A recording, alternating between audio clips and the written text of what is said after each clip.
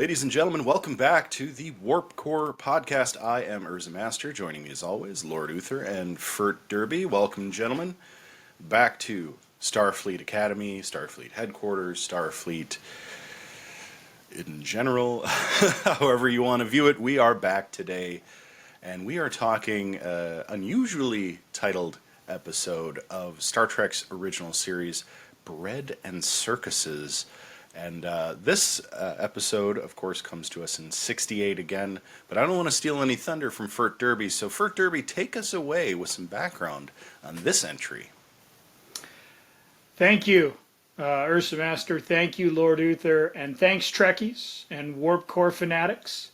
This is episode 63 of the Warp Core, and we're very glad you're continuing on our 5-year mission to explore strange new worlds and to seek out new life forms and new civilizations, and to boldly go where a lot of viewers have gone before.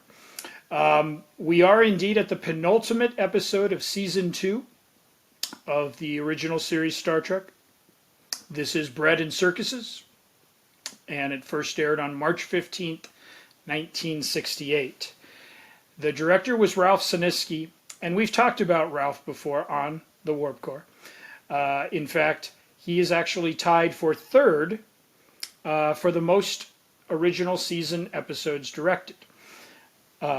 We've discussed his work on the Warp Core. We've said that Ralph favored some of the more unusual plots and sometimes took some interesting diversions with the core cast members.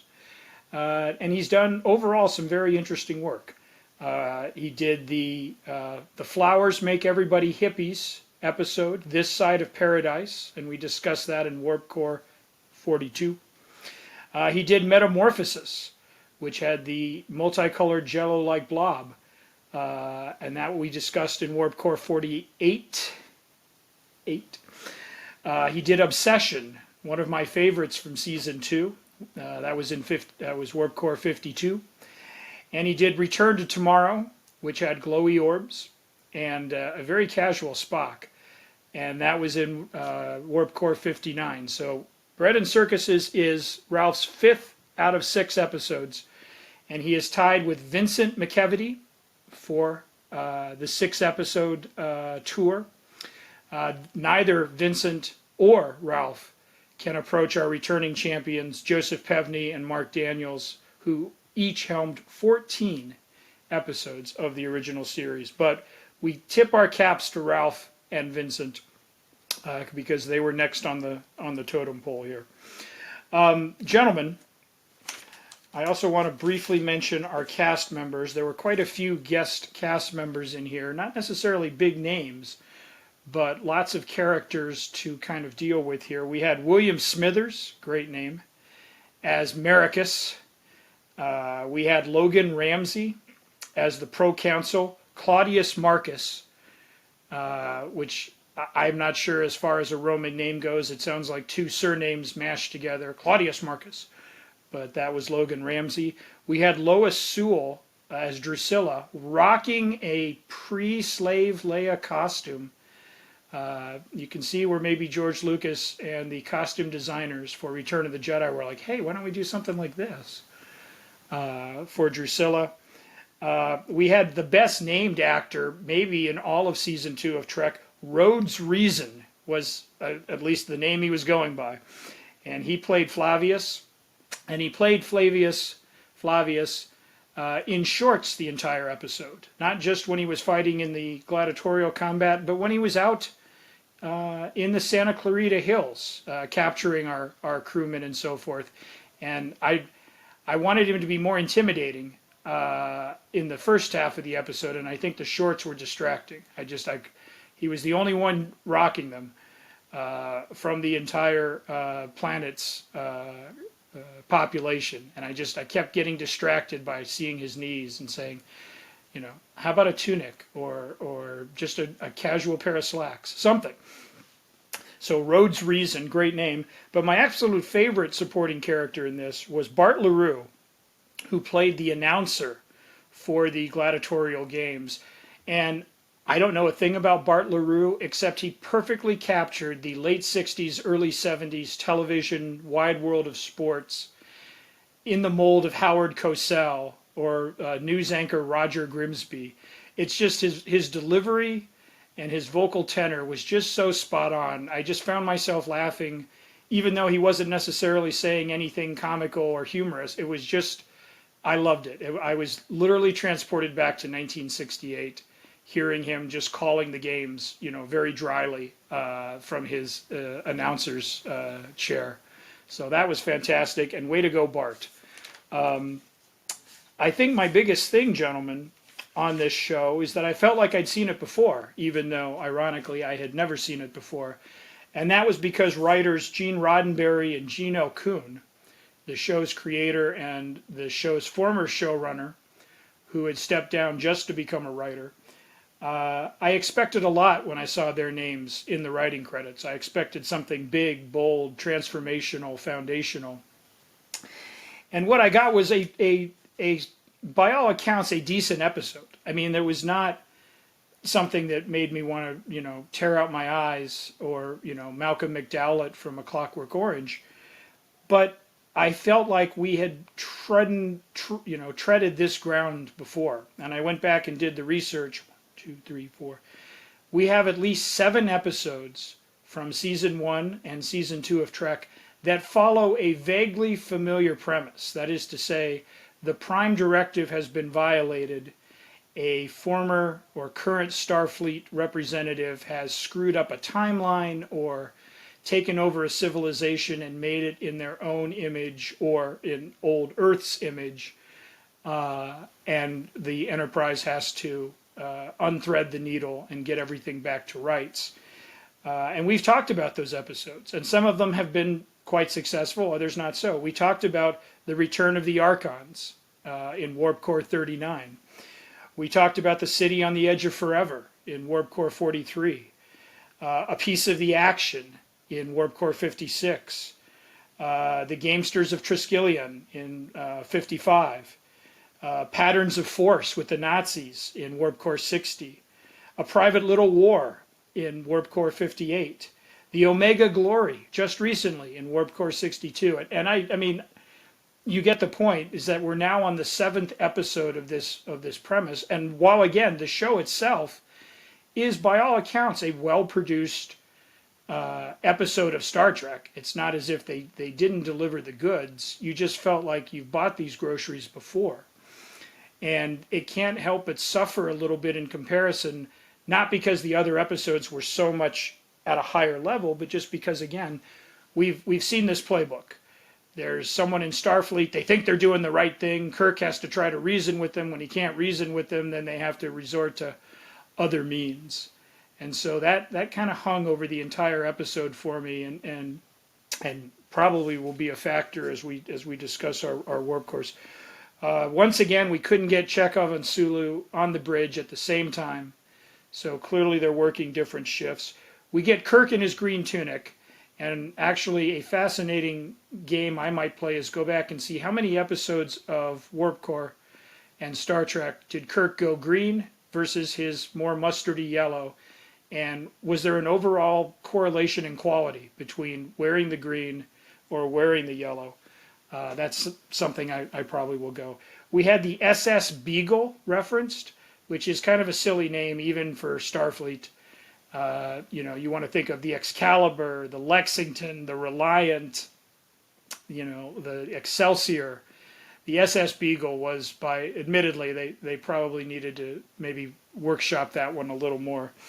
And I actually liked it, even though it was nakedly expositional. The recap of the Prime Directive. I mean, if you're just kind of tuning in, you're a casual Star Trek fan, you don't know what's at stake. And even though, the diehard viewers are already can cite it chapter and verse, I like that they kind of recapped it, just so you know, okay, this is why this is a big deal, that everything is being treated like ancient Rome. I don't know about you guys. It looked like DeForest Kelley, a.k.a.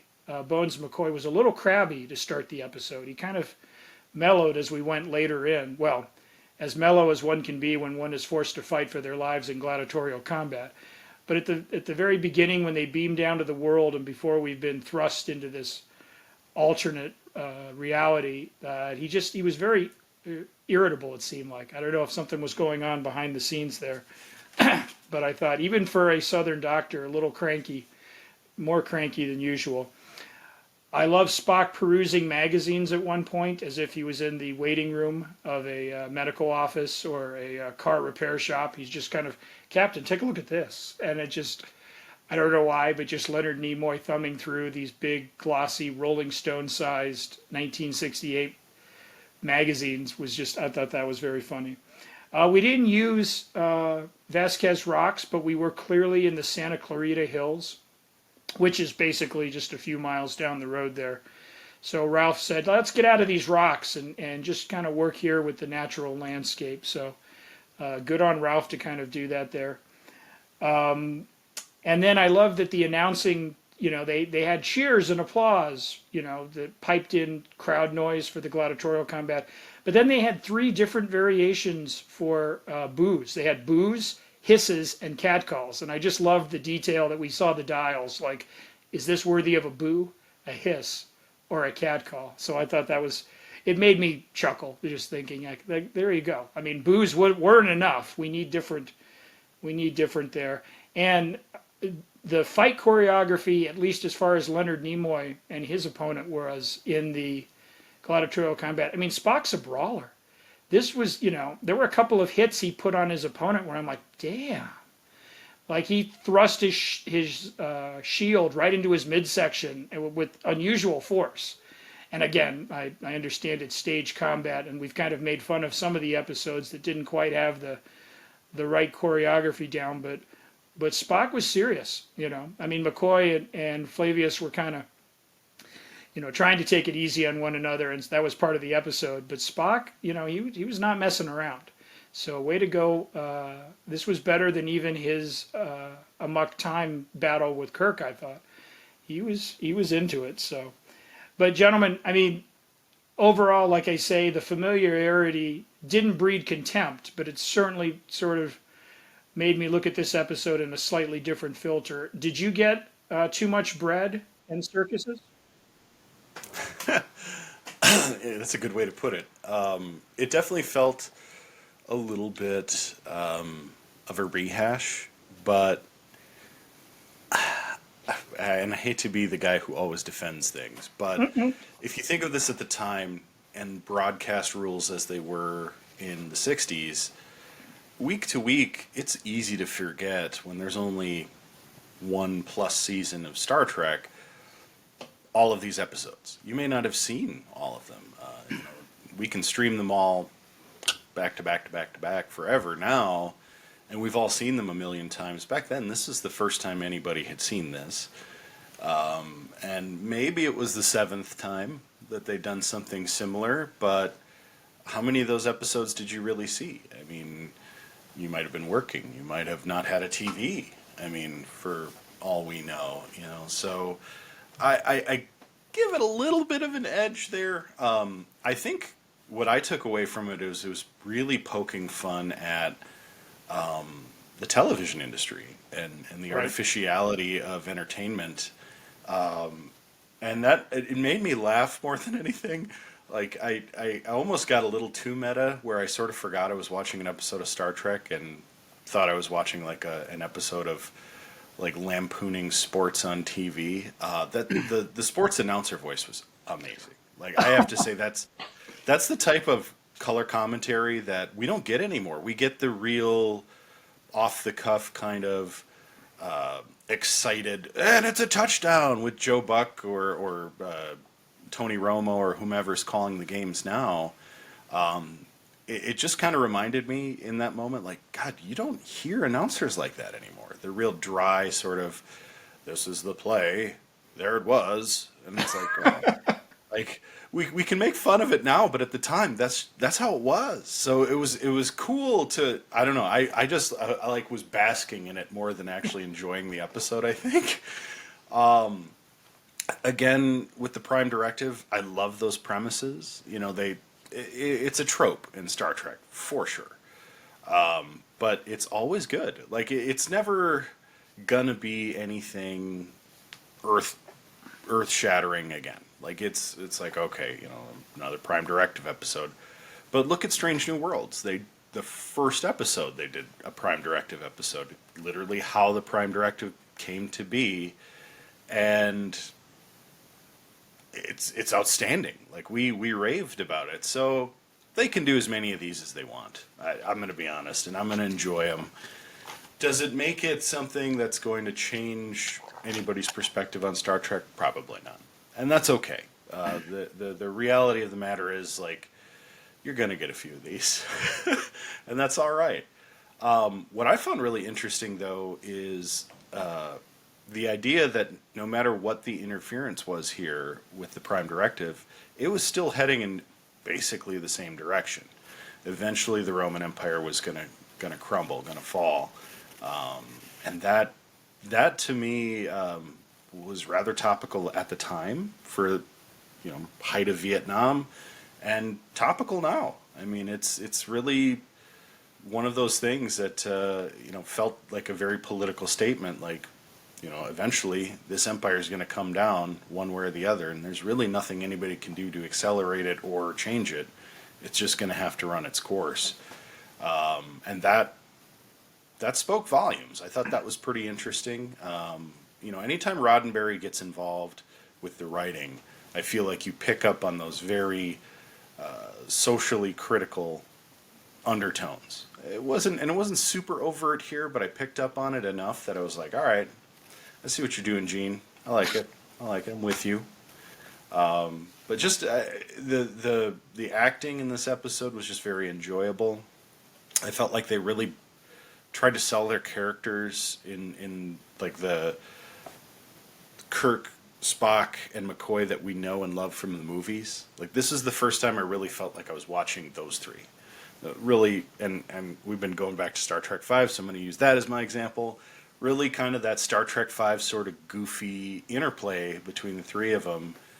I don't know, I got that vibe again. And I'm like, all right, it's one of those things where, like, I look for those points of comfort in Star Trek sometimes, and that little interplay between those three, it's always a winner.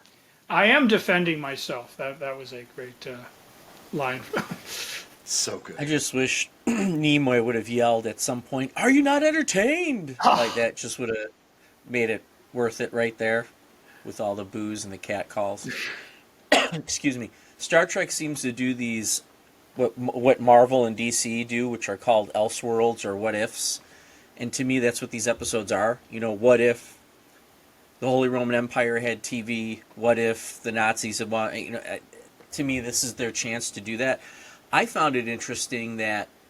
Oh, wait, no, that's the next episode. Whoops, wrong one, because I was going to go somewhere with something else, but I'll hold off on that. I do agree about the just McCoy and Spock kind of messing with each other. We're getting a little bit more of that. It was a little bit deeper. And is this the first time they completely recite the Prime Directive? Because it felt to me like it was the first time I heard it, like, stated almost like you would read it out of the manual. Right? Like, it was very precise. I don't think we've heard it. Well, I think Fert Derby would know. Have we heard it stated this specifically before? No, off the top of my head, no. And that's why I think recapping it as detailed as they did, even though it sounds very expositional, was actually very shrewd, because for those viewers like Cody that come in and says, hey, I should check out this Star Trek, see what that's all about. Like, that's the perfect delivery for, again. So why do they care if these people on this distant planet are the Romans or not? What's the big deal? Like, I think this was the time where Roddenberry and Kuhn are like, we should probably just spell it out. Like, and, I don't think it detracts from longtime viewers, and I think it helps inform new viewers. So I thought it was a good move. Yeah, and if this is how gladiators fought, even I could be the greatest gladiator ever, because I could even whoop some rear end if this would be the case, just by watching a bunch of Steven Seagal and Jean Van Damme movies. Sorry, trying to say the whole name there. But anyway, so, you know, the ending, though, which I don't mean to steal Fert Derby's Oh, no. thunder, which I'll let him go ahead and state what I thought was the funniest or campiest part of this episode. But before you do that, we've talked about this before, or at least I think Urza Master and I have talked about the idea that, you know, writing really matters, which might sound kind of weird, but even one or two lines can completely cripple an episode or make you look at it differently. And what Fert Derby is about to reference is what totally, for me, just through this episode, kind of upside down on its head. So go ahead, Fert, and talk about Well, I what I'm mean, we've gotten through this Elseworld, Roman Empire, you know, so forth, and throughout the episode there are references, you know, to the sun god, and worshiping the sun and so forth. And at the end, you know, they kind of say that's kind of odd. Why would they worship the sun? That doesn't seem like the, you know, very Roman thing to do. And it's Uhura of all people who says, "No, Captain, it wasn't the sun. It was the Son of God." And then suddenly the light bulb goes on in the crew, and Jim's like, "You're right. It was Christ and Rome. And now they're going to do it again in the 20th century. Wouldn't that be great to watch?"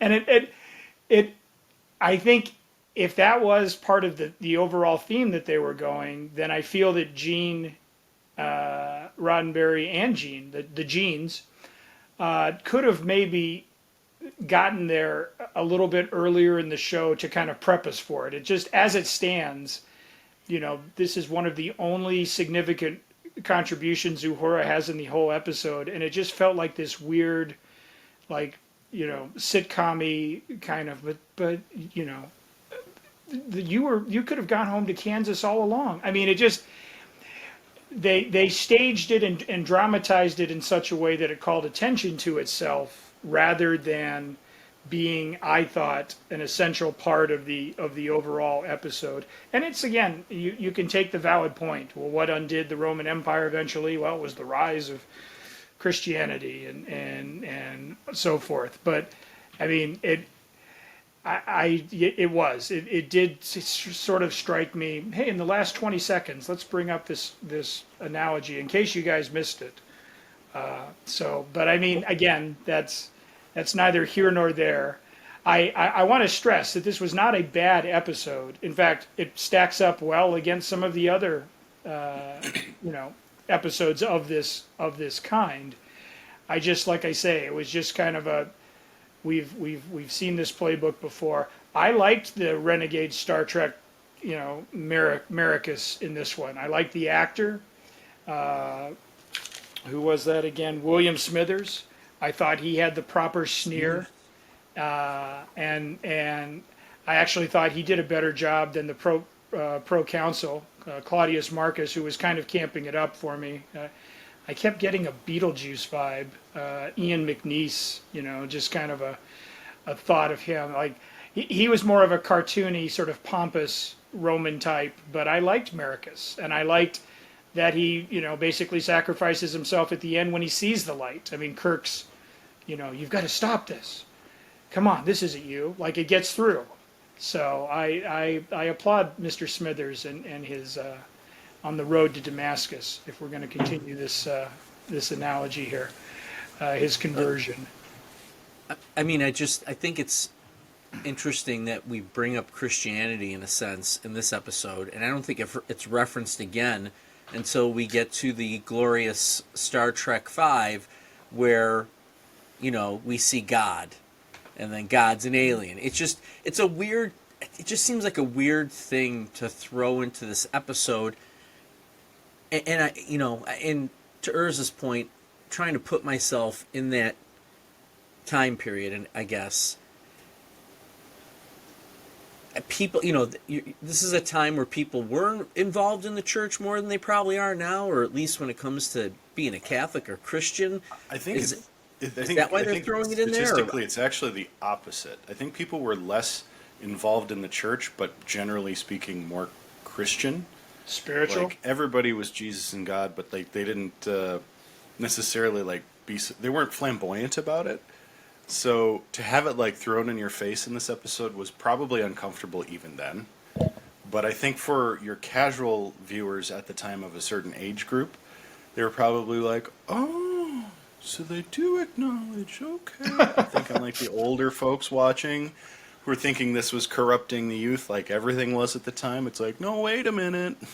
It was weird.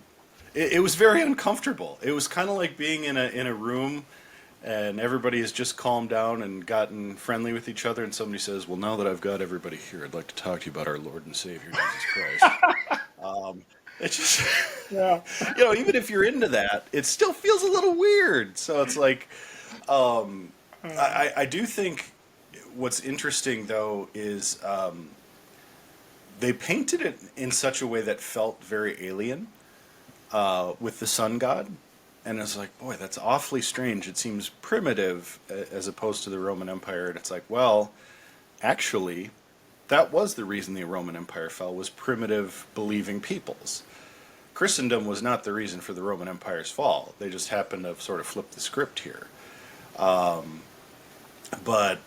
it was interesting that they brought it up this way because I guess if you're going to use this as another Earth corollary, which they've done on the show a few times now, it would stand to reason that something like this could happen, where you would get a similar style, Messiah complex person, going by the Son of God, which is not uncommon in many religions. So I think it's a good way to provide that mass appeal, because I think the use of religion at the time as sort of a crutch for society was a big deal. You think about the Beatles, right? When they first came to the States, they were condemned as anti-God, anti-Christian, because John Lennon said, we're more popular right now than Jesus Christ. And he was obviously, context considered, he wasn't saying what it sounds like he's saying, but there's a whole belt of people who were like, rah, burn it all. So it's topical and timely. It's an interesting capsule to crack open in 2024 and look at and go, still feels uncomfortable, and it probably did at the time. So, but gentlemen, I digress greatly, because I think we've talked a lot about how this episode is almost good or almost great, but I'm curious where our Warp Core ratings actually fall. So let's kick it off this week with Lord Uther, who looks like he's itching to give this a Warp Core rating. Yeah, I'm gonna go. I was gonna go 5. I'll go 5.5. Warp. No, I'm not. No, I'm gonna go 5. That was my original thought. Was 5. Good episode. Just kind of a wonky ending. Rushed. I don't know what it was. It just was not. It didn't fit for me with the episode. But the stating of the Prime Directive, like they're cadets at Starfleet Academy, memorizing that out of a book, and the dynamic between the triangle there of Star Trek, in a sense, McCoy and Spock and Kirk, makes it all good. And anytime you have a gladiator named Americus, well, that just gets me all happy for America. So I'll give it a 5. Go ahead there, Fert. I was right on your vibe, Lord Uther. I was going 5.5 too, but I'm going to stick to my grounds. I'm going to say 5.5. I think Rhodes Reason is just a fantastic name for an actor. So, clearly that's going to, do there for Flavius. And like I say, this was not a bad episode. This was not an episode where I thought they're wasting their time and mine. But I wanted to see something that truly broke the mold. And I'm spoiled because we're coming up in modern Trek, and I'm sure Next Generation, DS9, Voyager, all of these shows have, gone to the well a few times with their themes. So this is not like this is something new. It's television. You have to fill the time slot as long as you can. But like I say, because this is sort of a compact journey, and because we have been watching these steadily, a steady diet, It's just bumping up against the fact that we have covered these on our Warp Cores, and you can go back and see how we felt about those individual episodes of the Elseworld What If variety, as well as Ralph Sinesky's fine work so far. And again, this is his fifth. We have one more coming. So yeah, let's go. I'm going to go 5.5. That's exactly what I was thinking when I sat down, and I think both of your commentary have gotten me there. Nice. I am going to give it a 5 as well. And it's actually tooled up. I was going to give it a 4, but I think I found that through our discussion, I actually enjoyed this episode more than I thought I did while I was watching it. And part of it is kind of those uncomfortable moments, like the tie, like the bow on top of, well, they were talking about Christ. Oh, good for them. I think about my grandma, because she was a very Catholic woman, taught CCD in the mid-'60s, and I could see her potentially, and I don't know if she saw it at the time, but I could see her watching this with my dad when he was 6. He would have been almost 6 at the time that this episode aired, and I could see her tying that story together with and it kind of tickled me, I gotta say. So that raised it a Warp Core for me, because I'm like, all right, I'm the historical context guy. I don't know why. That's not, I normally don't even think about stuff like that, but this episode could have been worse. But it's a good trope. I love the what if. I love the Elseworlds. Lord knows Star Trek does them all the time, and I look forward to many, many more as we continue our journey across the galaxy with the crew of the NCC 1701 and other Enterprise iterations. Gentlemen, until next time, may you live long and prosper.